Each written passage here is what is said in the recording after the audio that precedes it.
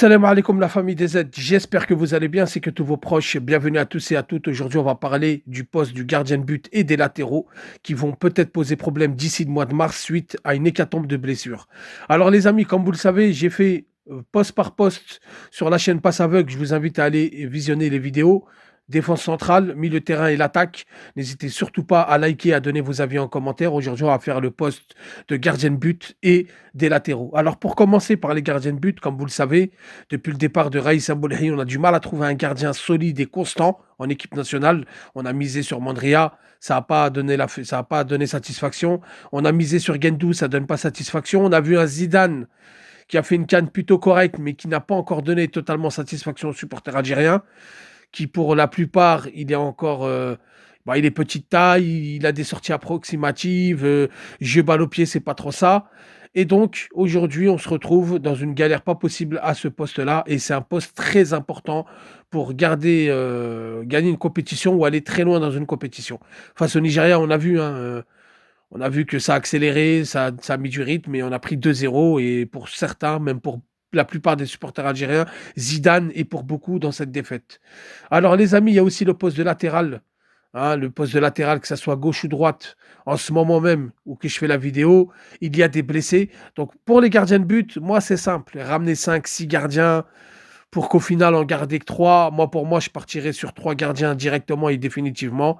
Ça sera Lucas Zidane, malgré ce qu'on peut penser, il a fait quand même une canne correcte. Il a encaissé que 2 buts face au Nigeria et pour moi, c'est pas totalement de sa faute. Et il joue à Granada en deuxième division espagnole. Il est quand même compétitif, titulaire à chaque match. Donc je pense qu'il peut monter en puissance et il peut donner satisfaction. Ryan Yesli, qui a signé à Agbout, qui a fait l'effort de venir dans un championnat plus compétitif que là où il était au Canada. Hein. Donc, il a signé avec Agbout, il fait plutôt des bons matchs corrects. Le championnat algérien, c'est pas non plus facile, c'est pas non plus aussi simple que ça. Il y a des conditions, il y a l'atmosphère, il y a la pression, il y a le public. Donc, il faut quand même, malgré son jeune âge, il arrive à s'imposer en taille patron dans sa surface de réparation. Donc moi, je le prends tous les jours à la place de Mandrea, Gendouzi, etc.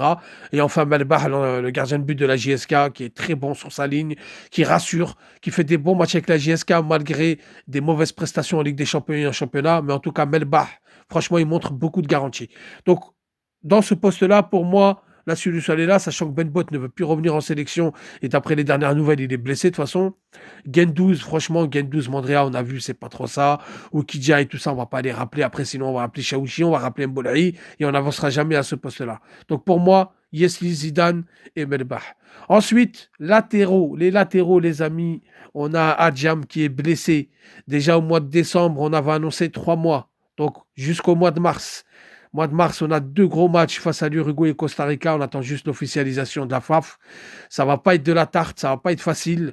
Il sera pas remis en jambe. Il faudra pas faire l'erreur de tout de suite, après sa blessure, le remettre sur le terrain. Donc je pense qu'il sera plus là au mois de juin. Il faut le laisser avec son club, qui reprenne petit à petit du service. Et au mois de juin, on reprendra un diamant en plein moyen de ses possessions. En plein possession de ses moyens, pardon. Donc Adjam blessé. Les amis, Belrali de l'autre côté, côté droit, blessé. Il enchaîne les matchs à l'infirmerie. On ne sait pas quand est-ce qu'il va revenir. D'après certaines informations, il sera là dans le groupe dès ce week-end. D'après d'autres informations, il ne sera pas là pendant 2 matchs encore. Donc pour le mois de mars, est-ce qu'il sera mis sur pied? Est-ce qu'il sera en jambes? C'est la question qu'il faut se poser. Là, pour l'instant, les amis, on n'a que Dorval qui peut jouer à droite et à gauche. On peut rappeler Touba, d'accord? Chergui qui est blessé. Samir Chergui, dommage, qui est blessé, c'est musculaire. Il ne faudra pas faire la même erreur qu'avec Benasser. Il va falloir vraiment le laisser avec son club et le laisser bien revenir, ne pas lui mettre un impact physique tout de suite face à l'Uruguay et Costa Rica, même si on peut le prendre dans le groupe s'il est remis sur pied d'ici là et qu'il peut jouer 2 ou 3 minutes. Mais le prendre, le remettre titulaire, etc., ça serait une très mauvaise idée. On le perdrait définitivement comme on a perdu Benasser. Quand c'est musculaire, c'est toujours une blessure qu'il faut traiter vraiment avec de la patience et à la maîtrise. Donc c'est pour ça, les amis, le poste de latéral, moi, ça m'inquiète.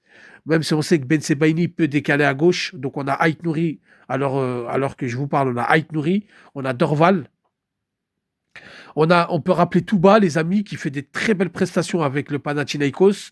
Il joue dans une défense à 3, certes, mais il peut très bien dépanner en tant que latéral. On peut appeler Ait Nouri à gauche avec comme remplaçant, comme doublure, Ahmed Touba. À droite, les amis, à droite, ce que je vais dire, c'est explosif. Il y a beaucoup qui vont pas être d'accord, mais c'est pas grave. Moi, j'appelle Gassi, tout simplement. Yacoub Gassi, 19 ans, latéral droit du Mouloudia. Il n'a pas beaucoup joué. Ça fait 3 matchs qu'il s'impose en tant que titulaire. Beaucoup vont me dire non, Mezel, il est trop jeune. Mais vous savez, dans le football, il y a une folie. Et la folie, elle existe et elle existera quoi qu'il arrive. Vous pouvez modifier les règles, vous pouvez mettre le football moderne. La folie du football existe. Donc moi, Gassi, je le prends. Ça, c'est des joueurs, on n'attend pas 40 ans avant de les prendre. C'est comme ça. Il fait partie de cette magie à la Boulbina, voilà, comme Attal qui jouait en D2 du Paradoui qui a été appelé par Adkaraz. On a tous découvert ce jour-là contre la Guinée. Ben moi, c'est pareil. J'appelle Gassi pour le mois de mars. Il peut nous dépanner à droite et être la doublure de Dorval si, bien sûr, Chergui ou Belrali ne sont pas à 100% ce jour-là. Donc là, moi, je parle bien pour le prochain stage des Amiens. Je ne parle pas pour la Coupe du Monde ou pour... Là, je parle bien pour le prochain stage qui arrive à grands pas et c'est très important pour préparer la Coupe du Monde. Donc à l'heure actuelle, les amis, moi, j'appelle Dorval, j'appelle Gassi, j'appelle Touba, j'appelle Ait Nouri. Et on a nos titulaires et nos doublures. Et au pire des cas, on peut balancer Manji à droite comme on peut balancer Ben Sebaini à gauche au cas où. Et dans l'axe, on peut remettre un Belaïd avec un Abada, etc., etc. Donc voilà, les amis, très inquiétant pour les postes de latéraux. Pour le gardien de but, je pense que petit à petit, on commence à avoir un peu plus d'assurance avec Yesli Kassini Agbou, comme je vous ai dit, un Melbah qui est là, et qui est présent avec la JSK, et un Lucas Zidane qui fait ses matchs en D2 espagnol, qui a fait ses matchs avec la sélection algérienne, donc je vois pas pourquoi on va s'en passer. Donc voilà les amis, dites-moi ce que vous en pensez en commentaire, n'hésitez surtout pas à liker, à vous abonner pour ne rien rater de l'actualité footballistique. Salam alaikum, que la paix soit sur vous.